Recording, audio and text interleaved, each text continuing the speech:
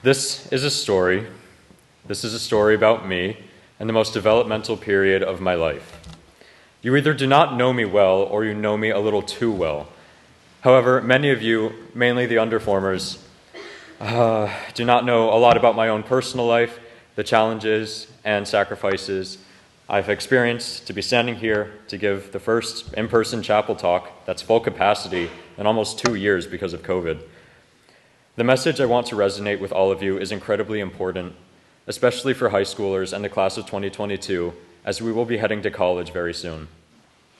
High school is arguably the time of your life where you endure the most crazy and drastic and intense changes and realizations. These changes can be both absolutely debilitating, but also positive and beneficial. Some changes seem horrible at the beginning, but when you look back on those moments, you learned to realize what those difficult times did for you. Things are not always as it seems, and there are many blessings in disguise that you will all encounter in your lives. Although I have accomplished much in and outside of Millbrook, my most proud achievements concern my inner self. Firstly, let's back up to middle school. And before I truly begin, I want to make it clear that this is not supposed to be an intense story on the past 6 years of my life. I am merely an example and hopefully an inspiration to at least a few of you. I have ultimately looked back on these experiences with gratitude as I am a stronger person and I have grown much since then. Spring of 7th grade, 2017 was when my transitional period began. Public middle school was traumatizing, as it is for most people. Thinking about middle school gives me immense stress, and to this day I occasionally have nightmares about that place. My middle school was also my elementary school, and it's not a bad place. It was just super small, with only about 110 kids in middle school and elementary school combined, because this was one building, kindergarten through 8th grade, and I spent 9 years with the same people. My grade was just difficult. Thinking about that school just makes me cringe because I just wish I could go back in the past and tell myself how far I have come by senior year of high school. To put it bluntly, I wanted to love myself. My entire elementary and middle school career, I was verbally and physically bullied. I was a very emotional, quiet, and shy kid who was petrified to stick up for himself. I chuckle when I think about it now, but I was literally strangled on the school bus by an older kid in kindergarten, great way to start the year, right behind the driver. First grade, I had a heavy gray backpack thrown directly at my face, which made my nose bleed right when I was about to get off the bus. I've been called horrible names, bashed for being friends with unpopular people, and sticking up for others, and a kid also strangled me from behind in 6th grade where his gross nails dug into my neck and throat. I've been spat on, publicly humiliated, kicked in the stomach, side, and head, punched, and by 7th grade, the time where I was at my absolute lowest due to a queer identity crisis, people called me the F-slur and said awful things about me. No one knew I was questioning my identity, but the slurs and rumors really skeeved me out. One guy in my grade even threatened to take a piece of rope and use it as a garrote to strangle me to death if I won the geography bee, which I did the year before. Needless to say, I suppressed myself so much as a result. I felt like I could not be who I was. I did not feel safe at school, and almost every day I came home crying, and I had very frequent panic attacks. I never felt like a normal person. I came to realize I might be bisexual, and I was horrified. The homophobia at my school was terrible, and considering all the horror stories I hear online when queer people come out, I was mortified. I wanted to be open with my identity so bad, but it felt so dangerous at the same time. I did not know what to do. So this was when I started going to the school counselor, went to therapy, got meds for OCD, clinical depression, and anxiety that I still take. The meds did not really disturb me too much because these 3 struggles are very common in my family. And the medication worked like a charm, but eventually I kept on having to increase the dosage every few months because the effects wore off. I reached a capstone of 100 milligrams of my antidepressant by mid-8th grade, and I was back at square one all over again once that wore off. And however, knowing I would graduate and head on to high school, especially knowing that I got accepted to Millbrook, it really lessened the burden because I knew I could start to begin myself. At this point, I came out to my best friend and immediate family. I received so much love and support. However, as time progressed, I knew that I was just not bi. I just had a major amount of internalized homophobia and would not let myself admit that I was not attracted to women. This continued until the summer before sophomore year at Millbrook, where I officially came out as gay to my parents, which was still terrifying after the second time, but nonetheless, it went incredibly well. However, I felt deeply concerned for teens who were not as lucky as I was. I was never reprimanded, disowned, sent to conversion therapy, abandoned, or worse. My parents understood that love and attraction is not something humans can control. Believe me, if you asked me 5 years ago if I wished I was straight, I would have said with 100% certainty, yes. But also, praying the gay away didn't work either. No matter how many times I went to church, since sophomore year, I had no issues with being myself, which is fantastic. To be honest, I should not have been mortified to come out, as there were signs I was gay since I was like 5. Some of my family and friends even said, "I know," after I came out, which, to be honest, I thought this was pretty funny, even though it's not a really appropriate response. I wish people did not need to come out, but people always assume other people are straight unless they do not fit the narrative, as we live in a very heteronormative society. That is getting better and more accepting. Obviously, there's a lot of work to do. I just wish people could just be and not have to worry about labels concerning someone's relationship preferences. That is why I want to share this part of my life for others who may be struggling with their identity and the same things, and show that you do not need to hide yourself from anyone unless, of course, it is not safe or you are not ready. If I continued from sophomore year, we would be missing another massive change in my life. This change is something that will likely never go away and is physical instead of mental.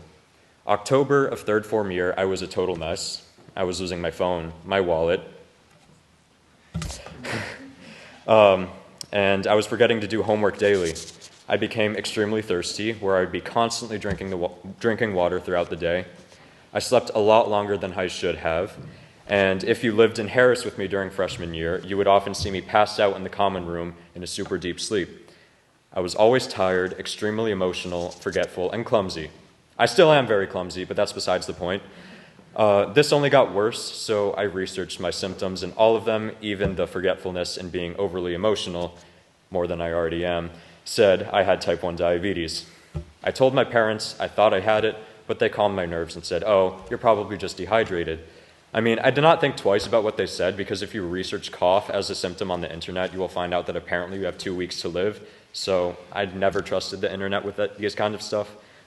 But let's just say that for once we should have listened to the internet when it came to medical advice, because we were dead wrong, like literally dead wrong. January 23rd, 2019, shortly after winter weekend, during public speaking class with Miss Lifter, I was hospitalized after I had a splitting migraine, could barely stand or see, as my vision got progressively blurrier throughout the year. Was very nauseous, my lungs burned and felt acidic, I had horrible circulation in my hands and feet, and it felt like my heart was going to explode. I went to the doctor, and I had my urine and blood sugar tested, which it turned out I had ketones, and my blood glucose level was around a deadly 700 milligrams per deciliter. For the record, at that level, your blood flow starts to become slow like molasses. A non-diabetic's glucose level is around 80 to 100 milligrams per deciliter, which I was around 7 times that. And I then went to the hospital to get my blood tested, where the nurse insisted on using my right arm for a vein, even though it was less accessible, resulting in my arm being poked 4 or 5 times before he finally took blood from my left arm. I went back home, threw up all over the garage floor, and my mom got a call that I needed to go to Vassar Brothers Hospital because Sharon did not have an endocrinologist. By that time, I was in a state of unconscious consciousness, if you will. I was awake, but I had no idea what was going on or the severity of the situation, as nurses were doing a million tests on my body and officially told me I had type 1 and was on the verge of slipping into a diabetic coma, where I could have easily died. I was in such a blank state of mind, of course, that I really did not care at all. But anyway, Vassar did not have an endocrinologist either, considering my luck. So I had to be transported to Maria Ferrari's Children's Hospital in Westchester via ambulance. I do not remember the ride to Vassar or the ambulance ride to Westchester, the third hospital of the day, but I vividly remember that my mom was bawling her eyes out because she thought I was going to die that day. And believe me, I was close to it if I had not gotten to the hospital at the time I did. In just a hospital gown, I woke up in the ICU, talking to an endocrinologist, finally, who dumped the news on me that I would have to stay in the hospital for at least a week to recover and learn everything about taking care of myself. I learned that my A1C was 13%. A normal person's A1C is below 5.7%. I realized how pale I was when I looked in the mirror, and it turns out I lost 13% of my body weight and dropped below 100 pounds throughout the past few months because my body could not process and use glucose correctly from the food I was eating. So my body was disposing of it, which was why I was going through at least 10 water bottles a day.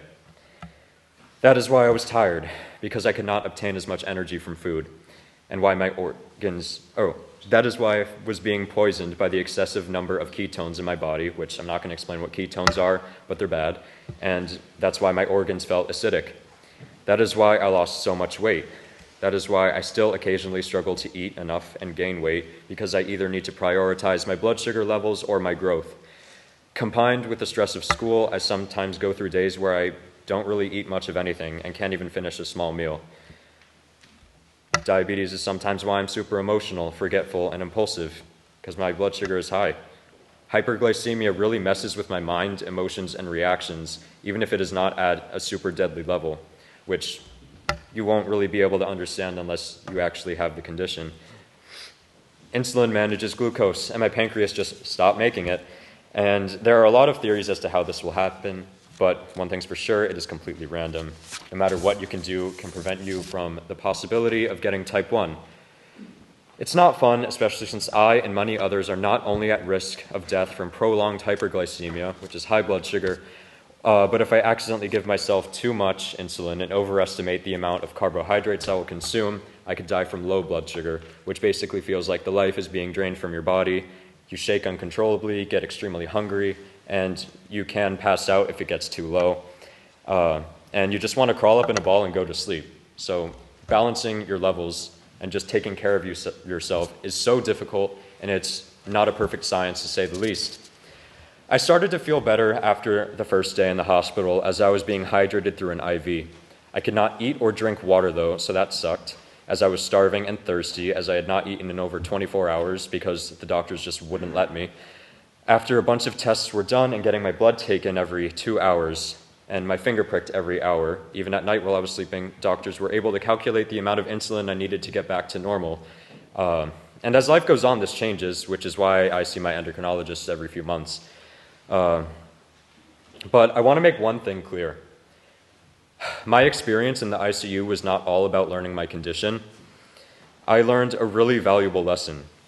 My window in my room had a perfect view of the Ronald McDonald House for Terminally Ill Children, where their last wishes can come true. Although I was experiencing something tremendously painful and permanent, seeing that building put me in my place and made me realize I am extremely lucky. In fact, I was probably the luckiest patient in the ICU that day. To help my circulation, I would walk around the ICU occasionally, and all I saw were way younger children and babies with their terrified parents. I left the ICU to go into a regular hospital room eventually, knowing that many of these children had been in there for ages with no certainty as to when or if they would get out. These children were certainly going through a major transitional period like myself, but to a much more severe degree. I left the hospital a week later, but 3 days after that I came back because I contracted flu, pneumonia, and bronchitis during my stay, as if I was not dealing with enough. Luckily, I got out of the hospital the next day, making a grand exit by tripping and face-planting twice on my way out. Hundreds of self-administered insulin shots in the stomach, legs, arms, and thousands of finger pricks and scarred fingertips later, I received my Dexcom G6 CGM and my Omnipod insulin pump. The Dexcom basically sends my blood sugar readings to an app on my phone through Bluetooth so I can get updates 24/7, and my insulin pump gives me basically insulin without the daily shots through a device I keep with me. So I always have 2 medical devices on me at once. Now I only have to experience at least 1 needle around every 3 days to put on my devices.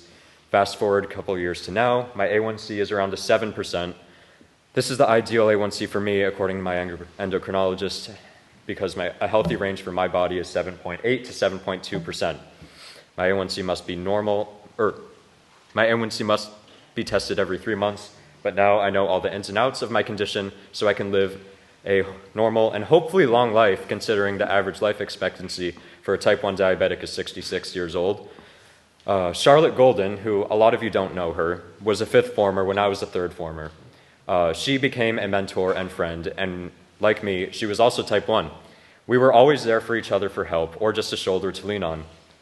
But with developing medical technology, diabetic lives will improve and simplify. The life expectancy is destined to rise as well.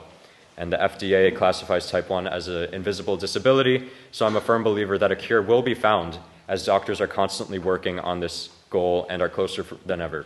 And now, on from the educational, probably boring stuff. So basically, what do these two stories mean, and what is my message to all of you? Why am I sharing all of this? Well, my mental hindrances allow me to develop thicker skin. I have become strong enough to realize that what other people think and feel about me are irrelevant because they do not know me and have no right to judge me. This year, I can confidently say I can 100% be myself. I occasionally paint my nails if I want to, and do not care what other people think, as it is literally just paint and should not be gendered.